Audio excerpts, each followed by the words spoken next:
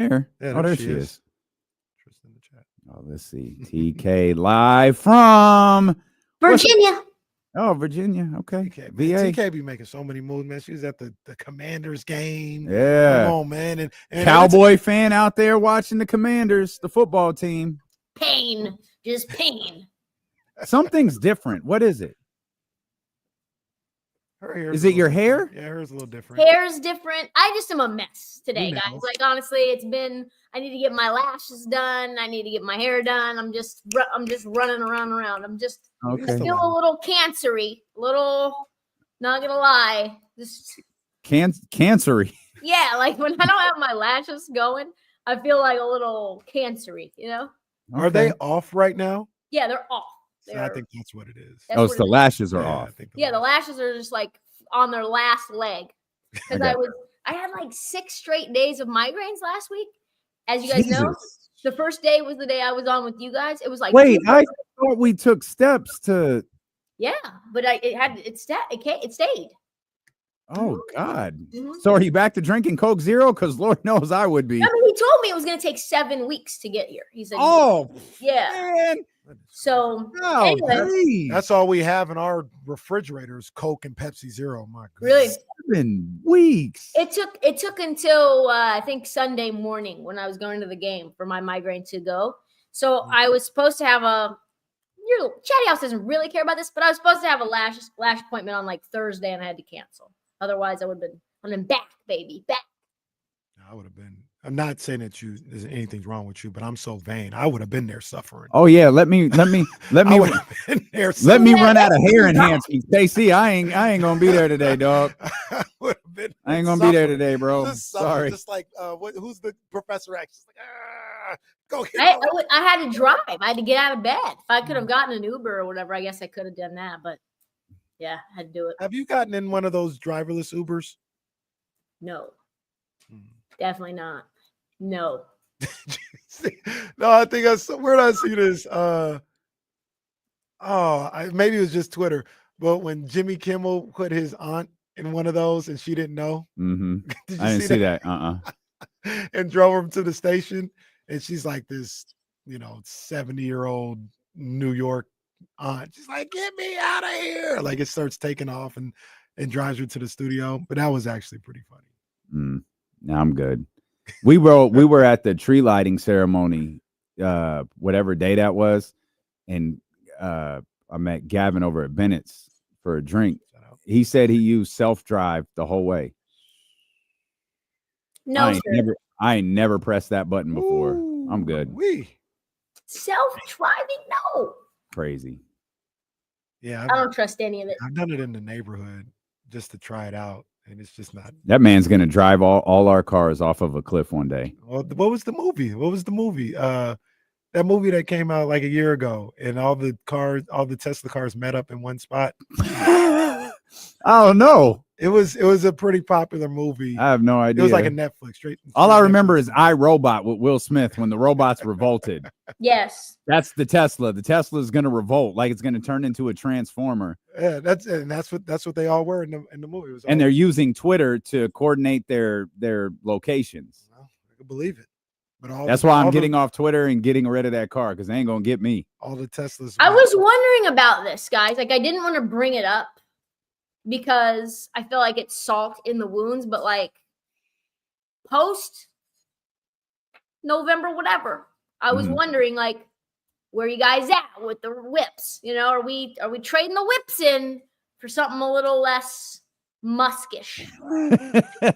No. Yes, I'm emphatically getting rid of mine. This is the difference between you two. Like I know these answers before I have. Kenny is getting a new car. He's just gonna upgrade his Tesla. I'm out. The killer is right now, especially and the Tesla really came about because of my commute to this job. They're just ahead on that. They're ahead. They're ahead on, like, I wish I could go to another charging set like electric vehicle, but they're a few years ahead. Now I think people are starting to catch up. By the time I'm ready to buy another car, I think everybody else will be where Tesla is right now, and it'll be easier for me to walk away. But right now, No. You just couldn't do gas. You just no. It's a hard no.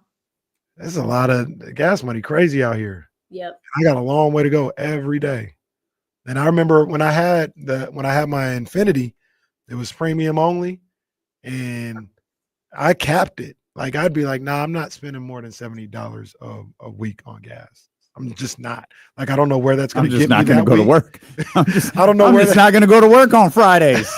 I don't know where that's going to get my tank when I put $70 in, but no, I can guarantee that was 2-3 years ago. I can guarantee you right now, like for that same, I had an FX35 to fill up that car. It's got to be $100 at least. Yeah. $400 a month on gas. I've been on the Lucid website every day for like 3 weeks. Lucid Every single fire. I day. wish I could, but it's just the setup ain't there yet. It's almost there. They're not quite there with home charging yet, but they're almost there. Them joints is on pre-order, so it's almost there. You gonna, yeah, right? You gonna go out? That's $100,000 car too, ain't it? No, they have. They got some cheaper yeah, versions. I mean the cheapest one that I built out was like 75. I mean, we Jesse ain't here, but we different. I mean, 75 is. Yeah, All that's right. a lot. Like, and that's the reason I haven't bought one. Like, that's the thing. Like Teslas, whatever. It's a $50,000 car. Yep. Like, you can And do even that. let's be honest about 50. 50. Okay. Like it's 50 and it's like, ooh, Yeah. like almost $1,000 a month. There you go. You're just paying it. It hurts. 75 is like, woo. Nope. When I was looking for a car, I was ready to get at first I was ready to get an EV6, the Kia joint. Those were fire, but they just Well, didn't- Felgrove Kia want to talk to us, You know man. what There I'm might saying? be one in our Hey, future. those are fire, but at the time they didn't have a lot. Like they were like, we're out. We're not sure when you can get on the list, but we're not sure when we're going to get some more, at least here in California. Mhm. Once again, this was like 2-3 years ago. And I was like, I can't do it. At the time, it was like $70,000 as well. And then I was going to get me a little, what's a little Chevy, it's the gas and electric joint, the Evo, or I was going to get one of those. But man, at the time, they wanted like $30,000-$40,000 for that. It was used. I was like, man, it's crazy. So we're in a different time. Maybe the prices are a little different, but yeah, they're probably more expensive. You're paying $12 for a McRib trying to get an expensive car. Have you ever had a That's what it McRib? was, a Volt. Yeah, I've had them. They're very slimy and very soft. Very slimy and soft. That does not sound appealing. There's from no my- way in hell I would eat one again. Like 10 years ago, you had one? Yes. Okay. Mm. I'm not eating it now. It was like maybe more. Oh God, that'd give you a migraine for a year. I bet if you ate it. Yeah. What happened to Trysta? She ate a McRib. She ate a McRib. She can't go anywhere for a month. What about the Big Mac, the chicken Big Mac? Never had Yeah. the chicken Big Mac. Nope. You strike me as someone who hasn't been to McDonald's in at least 8 years. Have not been to McDonald's in as long as really I can remember. I'm not really like a fast food person. I would do like Starbucks drive-through on a road trip, as you guys know. Well, yeah, some you're not allowed in, but Yep. sure. I'll do that. I will do Nearly like, got you detained. yeah. I was like, oh, that's the NSA Starbucks again. Let's not go there.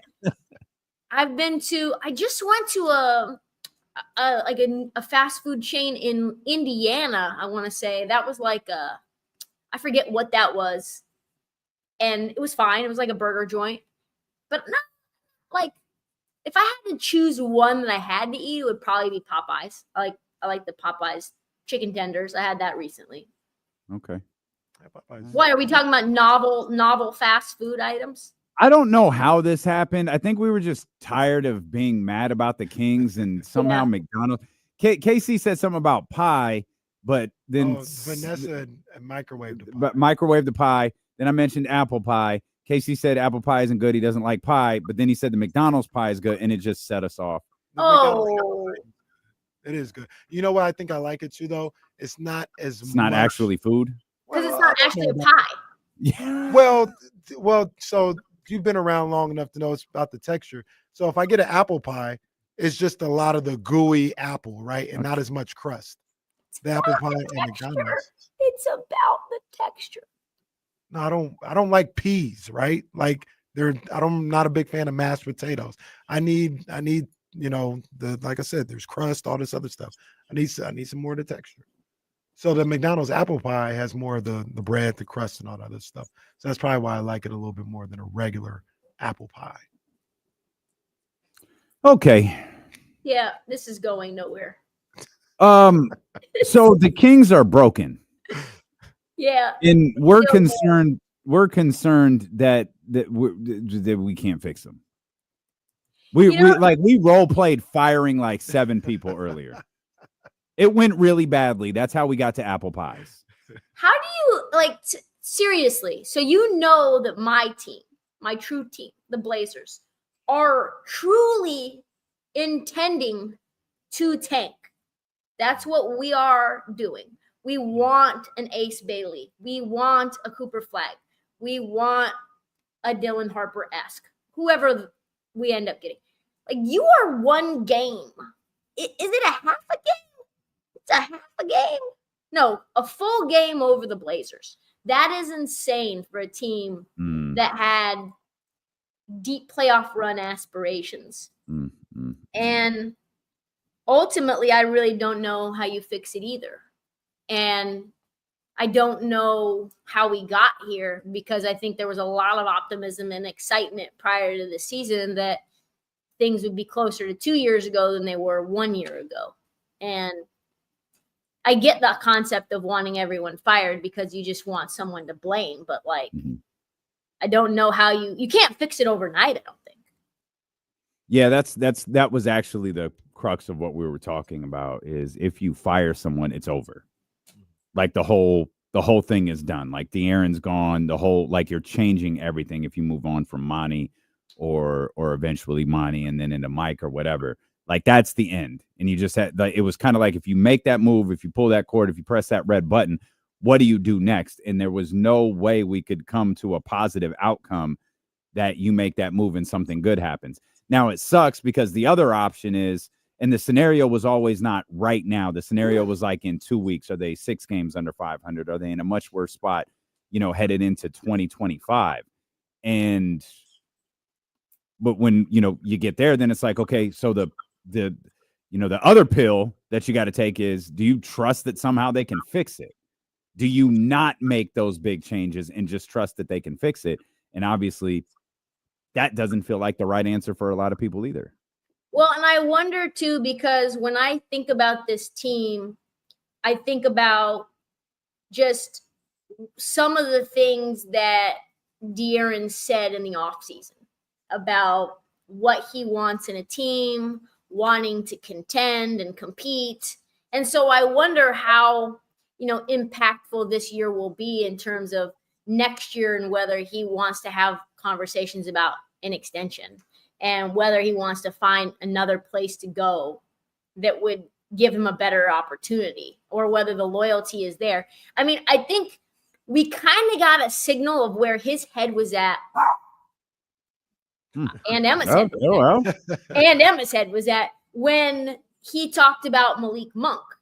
And he was like, it's a business. I wouldn't be surprised if he's gone. And Malik ended up being much more loyal, much more dedicated to coming back to Sacramento than I think even De'Aaron thought. But to me, in my mind, it was like, well, that says more about De'Aaron than it does about anything else, just given how he was talking about it. So if you're thinking to yourself, oh, well, maybe the Kings will just pack it up like the Dallas Mavericks did for Derek Lively and try to get a high draft pick in a loaded draft class to try to retool things on the fly, you do risk putting De'Aaron in a Dame Lillard situation, in a situation even that Luka was in when Dallas did it, and hope that maybe, he'll stick around, that's a fraught proposition. Yeah. And mind you, there'd probably be trade requests before that, but if De'Aaron left, he'd be leaving like $50 million potentially on the team. Well, that's what we were talking about earlier. It would be in Rich's best interest to start that process now, so he can land somewhere and sign that extension that gets him Yeah. that amount, because we're operating under the assumption the All-NBA doesn't happen with the season going the way that we're talking about. Trysta, he gets traded, he can, which would be what Rich Paul is starting, he can get that amount of money from whatever team he's traded to. Which then becomes a whole nother situation. That's the Anthony Davis special. Right. Yes. Which becomes a whole nother situation where, you know, I know no team has done this, but maybe turn down $50 million to go somewhere else. And maybe Rich is like, well, I can make him $50 million in endorsements or something like that if he went team X. But it kind of becomes a game of chicken where the team always folds. Like the team never takes it to the Every point time. of, Yeah. hey, walk away from this amount of money. Mm-hmm. And that'd probably be what we'd be staring out here. Mm-hmm. Yeah, it's a bad look. Anytime a player is with Clutch, I worry about the team that they're on. I worry about the leverage that will be used and the tactics and techniques to get that player what that agent wants from them or to get them to another situation. It's just Clutch is just from everything They're that Are they They're any good at- different though? Like, is there they're an good at what they agency do. that like leans the other way, like super loyal and tells people to leave money on the table to stay No, with it's not really the money on the table thing that they do, though. It's like it's the way that it's gone about, right? It's how they are interacting with. There's a reason that OG Anunoby left Clutch, right? It's because if you're not the premium cream of the crop, you can be ignored until it's contract time, right? And but players go to Clutch because they want someone to kind of bow up and be Debo and exert their muscle. That's just what it is. That's not the case with CAA. That's not the case with WME and Bill Duffy. Bill Duffy does right by teams and by players because he realizes it's a relationship game. The hard truth is that Clutch operates like a cartel. They just do. They operate like gangsters. And other agencies say this. Other people around the industry say this. And that burns a lot of bridges. And I do worry given the fact that De'Aaron is with Clutch. If De'Aaron was with WME, I wouldn't worry nearly as much. Man, we really jumped off the cliff here. We got No, I'm sorry. no. This has been the discussion. Like, and that's what happens when your team is bad, right? And it really, everyone kind of has it boiled down to something simple. We could talk about chemistry. We could talk about makeup. We could talk about trading this player, that player. We could talk about all that stuff. We could fire different people if we want to.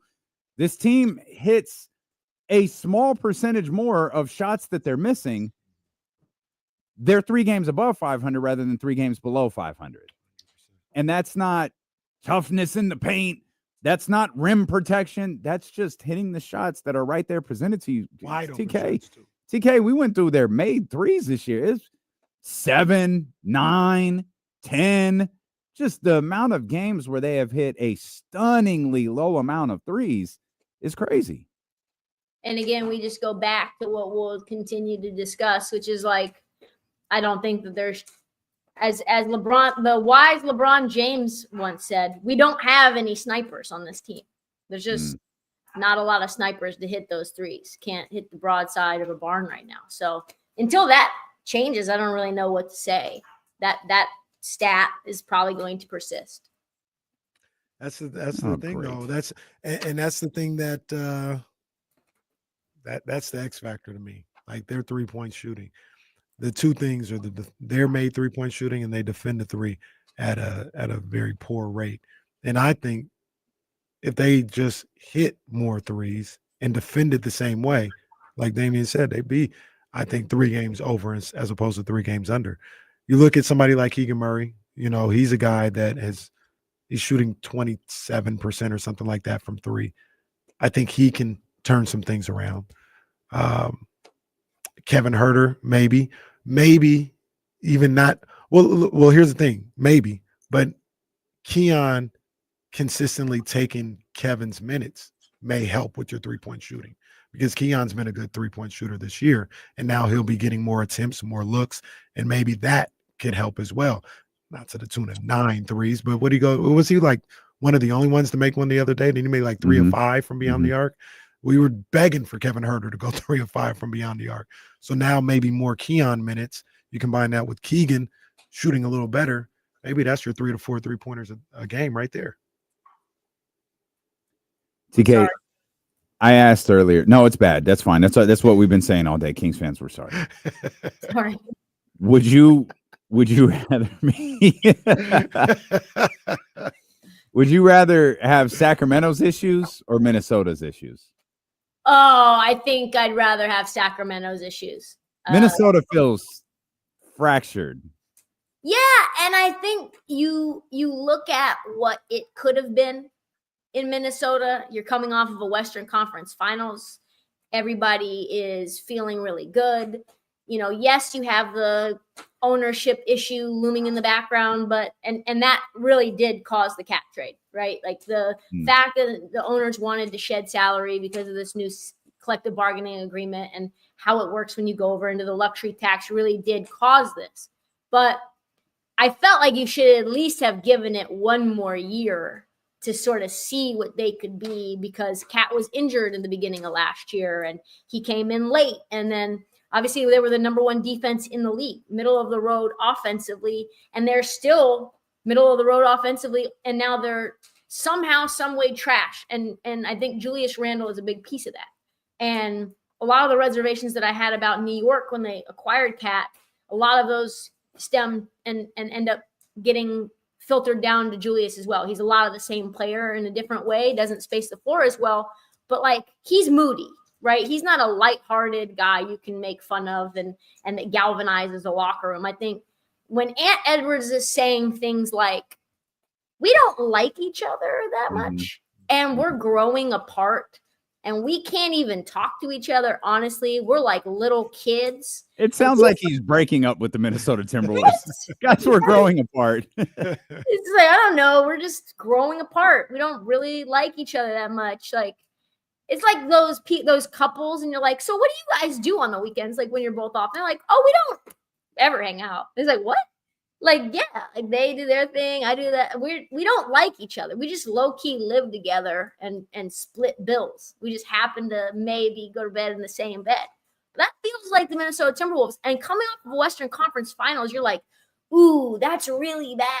And there's a lot of turmoil at a time where Ant Edwards' stock is exploding and he has like the sneaker of the year and the campaign of the year. And you have to wonder, like, he doesn't seem like a loyal guy. He doesn't seem like a guy who is above dip setting up out of there if things get bad. So, yeah, I think Minnesota's in a really, really tough place. I don't really know how you fix it other than trade Julius Randle and, like, probably trade Dante DiVincenzo back to the Knicks. The Timberwolves. Rudy Gobert. That's what they should have done before trading Cat. But they can't. Now they messed around and gave him an extension. What the hell were you thinking? Well, Dante said he's incredible. A-Rod's still at the games, by the way. A-Rod like, no, I'm here. I own this team. That's a good question. Does he pay for his seats? A-Rod was there on Wednesday. My mom pointed it out. She said, is that Alex Rodriguez? I said, yeah. The little dark-skinned dude right there in the front. Is that him?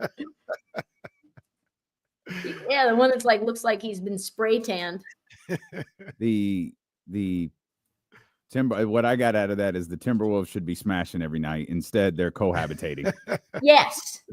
I still wonder though. If the situation is still a little better with Minnesota, because I don't know if I feel the same way about you that you do, Trysta, about Ant, that he would dip at a moment's notice. But the reality is, they've got him locked down for a while. And say it doesn't work this year. All right, you move on from Randall. You move on from Dante. You got some cap space. Maybe you make some trades. My son, who I kind of agree with, you do have Rob Dillingham waiting in the wings, and I think he's a dynamic player. We talk about the Kings. Nobody gets traded or nothing like that. Nobody gets fired, nothing like that. This doesn't work this year. They missed the playoffs again. Your Anthony Edwards, De'Aaron Fox may be gone. Yep. Your coach may be gone. Your GM may be gone. You don't have a Rob Dillingham like rookie to fall back on. You've got Devin Carter, who we still haven't seen play But again. we're all in alignment about Devin Carter. Remember. You got me looking at that dude sideways. I think the situation might be a little more like it's dire in Minnesota as well, and there's a bunch of question marks, but I think it might be a little more dire here in Sacramento. Yeah, and I get why you would say it's really just like where I'd rather be right this second. And I don't think being on a team where everyone dislikes each other and is like a great spot. It's very uncomfortable. I think this Kings team actually enjoys one another, right? Like the pictures after the wins and all this stuff, like you at least have some sort of chemistry and cohesion. Guys aren't hitting shots, but I don't think there's been any signs of discord. And for the future, I think Minnesota has a more of a pathway to fixing it. But right this very second, there's a lot of dysfunction in Minnesota, and there's just bad basketball happening in Sacramento. I agree.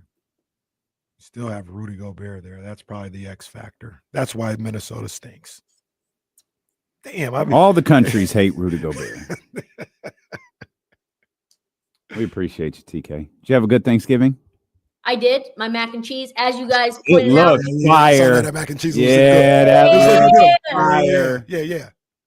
I brought it over to the neighbors, and by the way, they made turkey, and it deflated. No, I didn't. It deflated right when it got cut. It just it completely was desiccated.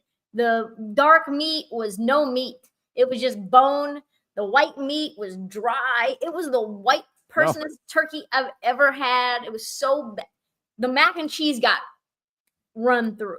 So we paired black people mac and cheese with white people turkey. It was it was just a carb loaded Thanksgiving. There was no protein there at all. It was mashed potatoes and mac and cheese. And then they tried to give me the creamsicle again, and didn't want that. Yeah. And then they said they were going to have brownies, but turns out that the husband didn't want the brownies. He wanted an ice cream cake, so he ate all but like one little square of the brownie before Thanksgiving to try to get his wife to buy the ice cream cake. So there was no dessert strategy except for the dessert that I made, which was like not really my responsibility at all. It was just like an add-on cherry on top. So they contributed the turkey.